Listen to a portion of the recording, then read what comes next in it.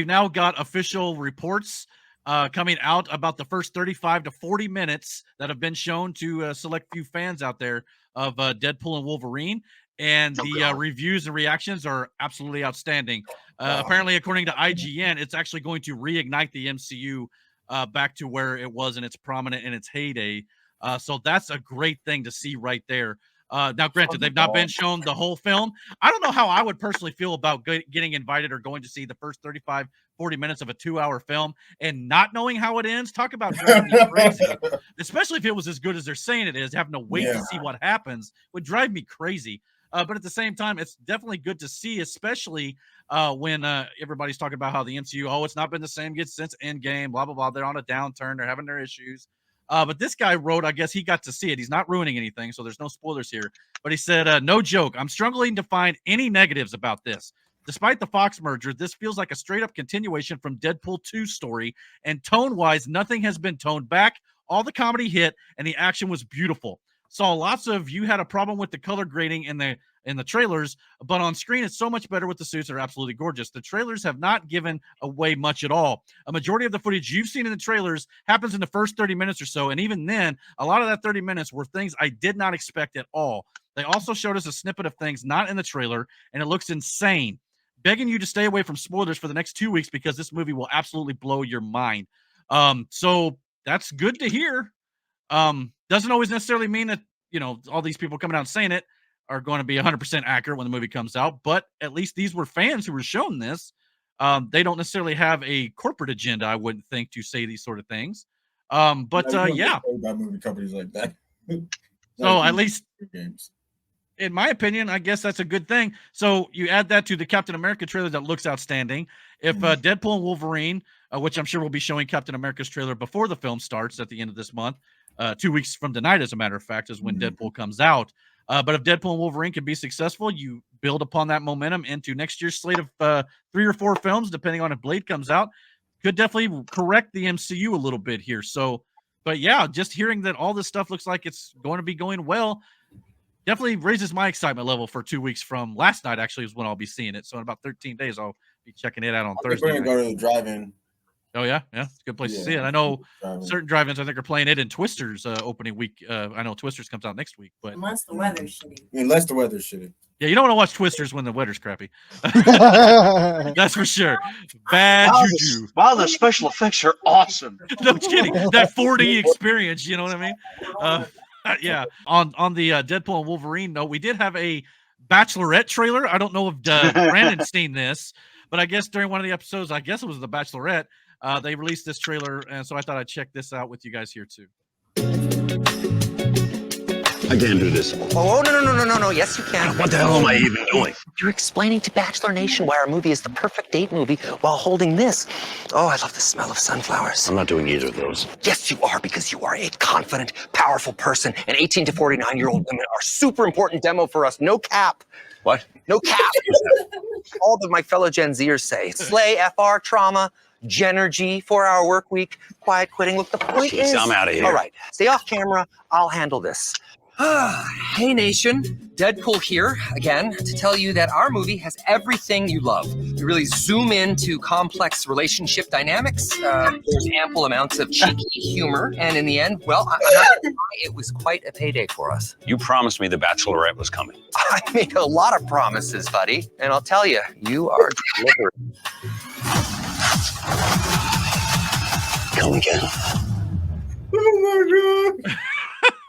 So yeah, there was also like a small teaser trailer, I guess, came out, for television, where basically it was showing Ryan Reynolds and his toupee that I guess he has been putting on to kind of hide his bald head, and he's like, I stapled it down so nobody knows it's fake, and Wolverine's just laughing his ass off, going, everybody knows it's fake, dude. So yeah, there's some good stuff out there when it comes to Deadpool and Wolverine. So I'm excited for this movie coming out in just a couple weeks' time. That was the one thing through all the chaos of the world that locked everybody in, was those Marvel movies. You know what I mean? Everybody saw them. Everybody was talking about them. So I think the world is ready for new Marvel. Yeah, you know what I mean? Just something to get everybody good Marvel. locked in. Yeah. Well, and that's the thing. I mean, Marvel, they changed the world with that whole cinematic universe thing. I mean, they really did. Oh, yeah. I mean, and whether they're good or not lately, they are still the movies out in the theater world that actually make money. So good or bad, we want them to be good. Obviously, they'll make more money in that regard. But you know what? that's what everybody wants. A lot of it now, the it's not as good as it was, is because from the first Iron Man movie all the way until Endgame, you were so invested, and it built up to this huge crescendo, and then you got that right. Yeah. And everybody then could exhale. Like, so now it's just like, even though if you like the movie or the show, it's just not what you know what I'm saying? Yeah, well, everybody wanted Endgame. Everybody wanted Endgame every time. You can't do it that way. Because it built to that.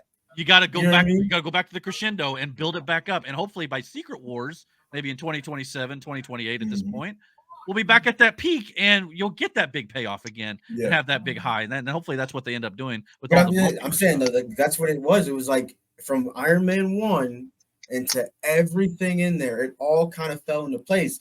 But as it picked up steam, more and more and more people got locked in and invested. So like it was just, when Endgame came about, everybody was like, nah, whatever this is, forget that. I need to see this. Because you had to see the end of it. Yeah. It was an and then event. You got that. Yeah, it was. And it's like, it's hard to now replicate that or to keep that going. The reason why the ones that did good was because people were running off the emotion of what happened in Endgame and how it was like, we got to see what happens next. So the first couple shows and miniseries was going to hit because you're still riding off that high. And then it's just like, what you have too much caffeine or too much sugar, eventually that crash is coming. And that's what happened. Like, you just crashed because it was like nothing was going to compare to that, what Endgame was. You know what I mean? And nor should it. Like I said, Secret Wars can rival it and maybe even surpass it if done properly. But you got to, have 10, 15 years of stuff to build to that. But you had real emotion attached to Endgame. Like there were scenes in that movie. Bro. There were scenes in Endgame that literally paid off little Easter eggs from 15 years ago. So and that anticipation made those moments mean more. So you can't just jump right in and be like, all right, we got that exact same emotion if you don't have the history to build off of it. So I'm hoping we get to that point again. People cried. Grown men. I cried. Whole face ugly crying. Just well, one of them. And it wasn't more like a nerdy cry. It was like man tears when Tony Stark, snapped his fingers and, died. So spoiler alert. You know how hard it is to get that emotion, like real genuine out of people. So like, or when Cap lifted Mjolnir, the hammer. I mean, big moment. Big moment, which we had been building for probably about 7-8 years at that point. So so when it happened, it was like, no. You can go watch these, theater reactions, these grown men screaming, at the top of their lungs, just excited. So hopefully we'll get that again. But like I said, it just takes time, unfortunately. Thank you for checking out this clip from the Dragon's Den podcast. If you like what you saw here, please consider checking out our live podcast almost every single Friday night here on the channel at 9:30 p.m. Eastern Standard Time. And don't forget to comment, like, and subscribe. And until our next video, guys, take care and God bless.